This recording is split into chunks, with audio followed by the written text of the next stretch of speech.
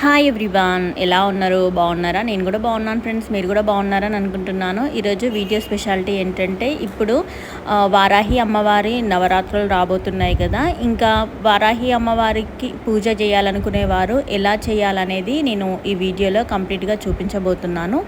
ఇంకా విగ్రహం లేకుండా అయితే నేను పూజనైతే చేశాను. ఇంకా మార్నింగ్ నుండి ఎలాంటి ఫుడ్ తీసుకోవాలి, ఇంకా ఉపవాసం అనేది ఎలా వదలాలి, పీఠం ఎలా పెట్టుకోవాలి, అమ్మవారికి ప్రసాదము, ఇంకా అమ్మవారికి ఇష్టమైన తీర్థం ఎలా చేయాలనేది ఈ వీడియోలో చూపించాను. ఇంకా పూజా విధానం అనేది నేను ఎలా చేశానో ఈ వీడియోలో చూపించబోతున్నాను.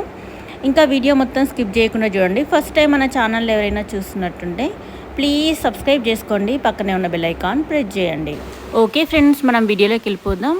ఇప్పుడైతే ఇంకా మార్నింగ్ ఇంకా హౌస్ మొత్తం క్లీన్ చేసి స్టవ్ని అయితే కడుక్కొని ఇంకా నైవేద్యం ప్రిపేర్ చేయడం కోసం అయితే ఇంకా గంధం కుంకుమతో అయితే అలంకరణ అయితే చేస్తున్నాను స్టవ్ని.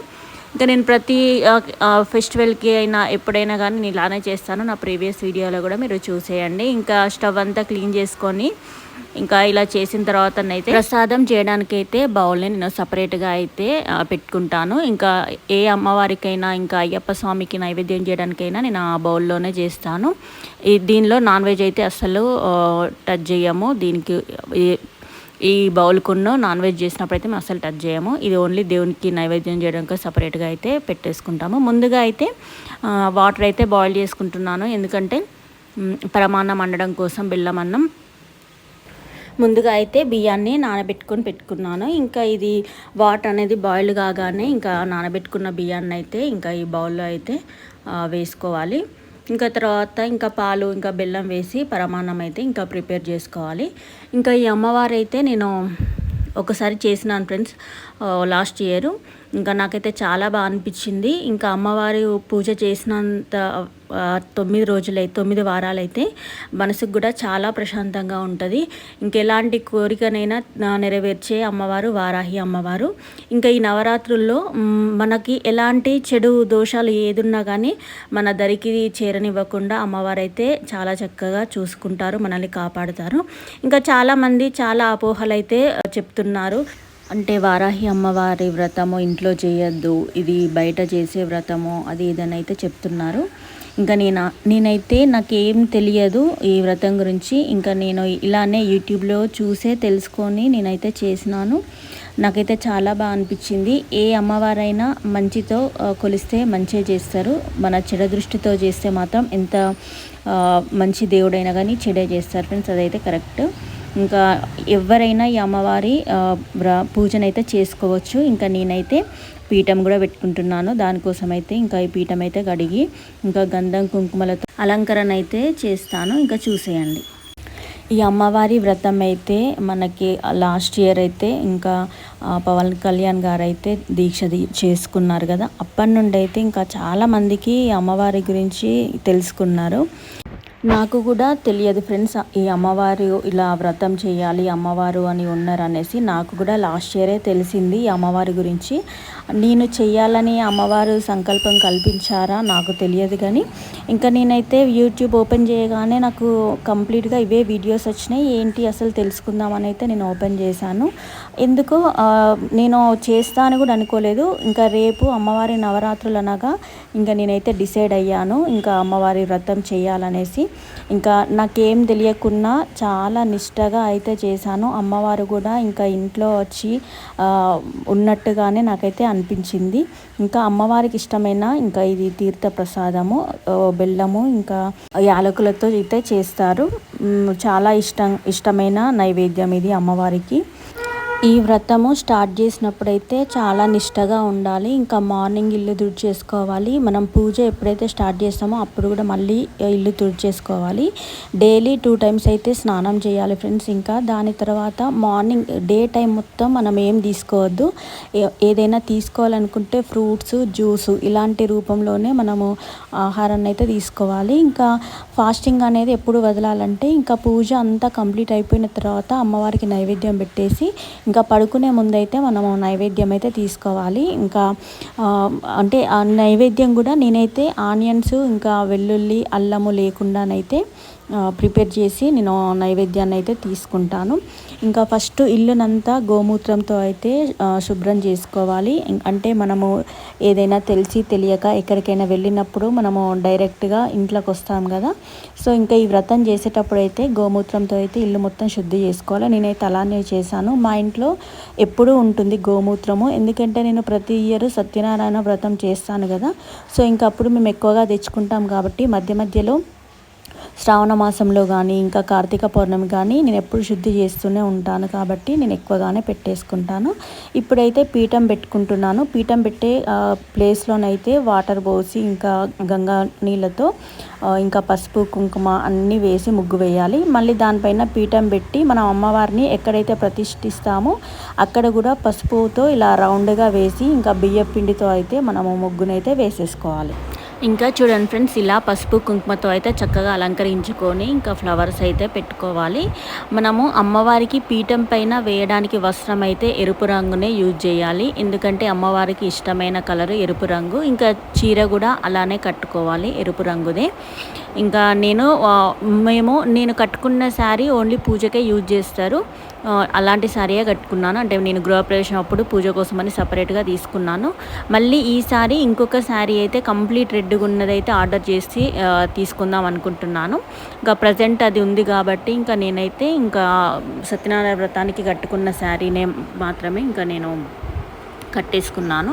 వ్రతం అంటే మన కళ్యాణం చేస్తారు కదా, అమ్మవారికి మనం శారీ కట్టిస్తాం కదా, ఆ శారీ ఇంకా ఎవరికి ఇవ్వద్దు అనేసి మా అయ్యగారు అయితే చెప్పడం వల్ల నేను దాన్ని పూజ చేసినప్పుడు మాత్రమే కట్టుకుంటాను. ఇంకా పీఠం పెట్టేటప్పుడు అయితే రెడ్ వస్త్రాన్ని అయితే నేను చక్కగా అంత నీట్గా సెట్ చేసుకొని పీఠం పైన అయితే ఇంకా పెట్టేసినాను.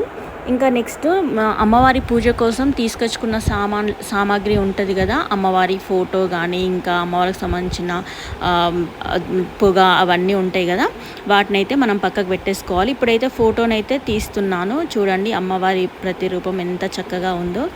పూజ చేసినంత వరకు నాకైతే ఇది నేను ఫస్ట్ సారి చేస్తున్నట్టయితే అస్సలు అనిపించలేదు ఫ్రెండ్స్. అమ్మవారు నా పక్కకుండి పూజ చేపిస్తున్నట్టుగానే అనిపించింది. ఇంకా అమ్మవారిని శుద్ధి చేసి గంధం కుంకుమలు అయితే నేను పెట్టేస్తున్నాను.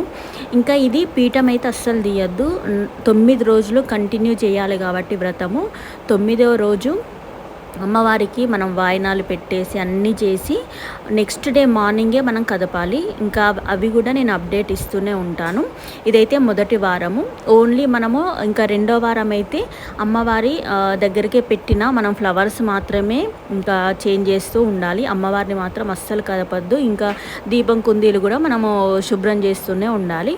ఇంకా అమ్మవారికి ఇష్టమైన కంద దీపము ఏ రోజు వెలిగించాలి, ఇంకా నిమ్మకాయల మాల ఏ రోజు పెట్టాలనేది నెక్స్ట్ వీడియోలో అయితే పెడతాను. ఇంకా వీటన్నిటికి సంబంధించిన వీడియోస్ కూడా నేను 10 months బ్యాక్ అంటే లాస్ట్ ఇయర్ అమ్మవారి నవరాత్రుల్లో నేను చేసినాను కదా, అప్పుడైతే నేను అన్ని వారాల పూజనైతే ఇంకా డైలీ నేను అప్లోడ్ చేశాను. కంద దీపం కూడా ఎలా పెట్టాలనేది కూడా నేను అప్లోడ్ చేశాను. అమ్మవారికి వాయనము ఇచ్చాను, శారీ గాజులు అవన్నీ పెట్టాను అమ్మవారికి. నాకైతే చాలా బాగా అనిపించింది. ఇంకా అమ్మవారికి హారం కూడా మెడలో అయితే వేశాను. అది నాకు అమ్మవారి స్వరూపంగానే నేను భావిస్తాను. ఆ హారము ఇంకా దాని తర్వాత నేను వేసుకున్నాను. దాన్ని కూడా మళ్ళీ శుద్ధి చేశాను, ఎందుకంటే మనం వేసుకుంటాం కాబట్టి మన నుండి మళ్ళీ అమ్మవారికి వెంటనే వేయకుండా ఆ హారాన్ని కూడా శుద్ధి చేసి అమ్మవారికి అయితే వేశాను అలంకరణగా. నాకైతే ఇంకా నా ఒంటి మీద ఉండే కంటే అమ్మవారి ఒంటి మీద ఆ హారాన్ని చూస్తే ఇంకా దాని షైనింగ్ కూడా ఎక్కువగా అయినట్టు అనిపించింది. అంత బాగా అనిపించింది.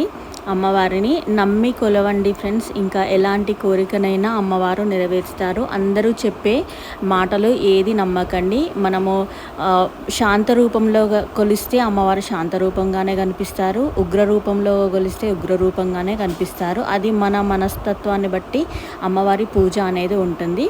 ఇంకా నేనైతే మనసులో ఒకటే అనుకున్నాను, నాకు ఏమీ తెలియదు. ఇంకా నేను ఎవరిది పూజ చేసినప్పుడు కూడా చూడలేదు తల్లి. నాకు తోచిన విధంగా నేను ఈ పూజనైతే చేస్తున్నాను. తెలిసి తెలియక ఏమైనా తప్పు చేస్తే మాత్రం నీ బిడ్డగా నన్ను క్షమించుమని ఒక్కటి మాత్రమే కోరుకున్నాను అమ్మవారిని. అలానే అమ్మవారు నా పూజను స్వీకరించారు. అమ్మవారికి ఇష్టమైన ఎరుపు రంగు ఫ్రూట్స్ అంటే నేనైతే దానిమ్మ పెట్టాను, ఇంకా వాటర్ మిలన్ కూడా పెట్టచ్చు. ఎరుపు రంగుతో ఉన్న ప్రసాదాలు అయితే అమ్మవారికి చాలా ఇష్టము. ఇంకా ధూప నైవేద్యాలు అంటే చాలా ఇష్టం అమ్మవారికి. జువ్వాది ఇంకా మనం ఇవన్నీ అయితే అమ్మవారికి ఖచ్చితంగా మనం సమర్పించాలి. అమ్మవారు చాలా ఇష్టంగా స్వీకరిస్తారు.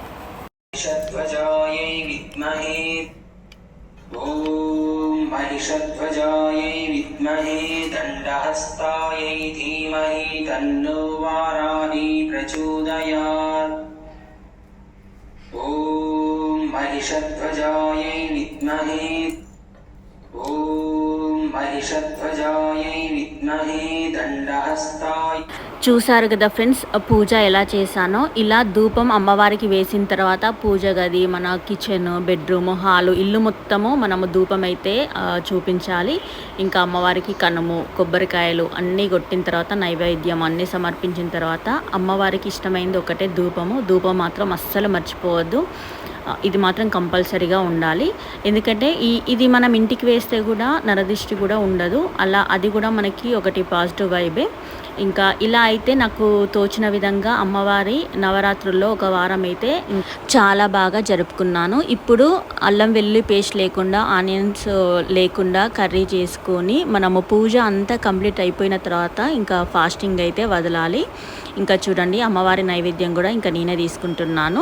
ఇలా అన్ని పూజ కంప్లీట్ అయిపోయిన తర్వాత ఫాస్టింగ్ అనేది వదిలిన తర్వాత మనము కిందనే పడుకోవాలి. ఇదైతే అస్సలు మిస్ అవ్వద్దు. ఈ 9 రోజులు బ్రహ్మచర్యం అయితే పాటించాలి కంపల్సరీ.